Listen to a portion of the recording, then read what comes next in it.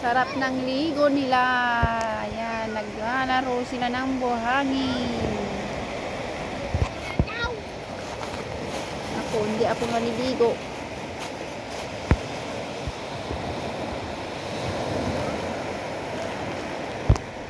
Si Bunso. Yun yung apo namin na maliit. Yun yung mag-ama doon. Ayan. Sige, takbo.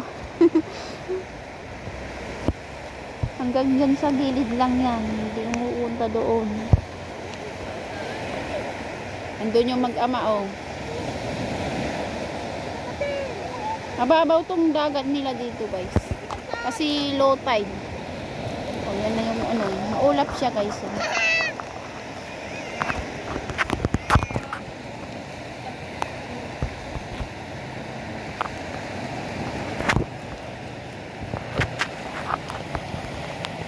Chris!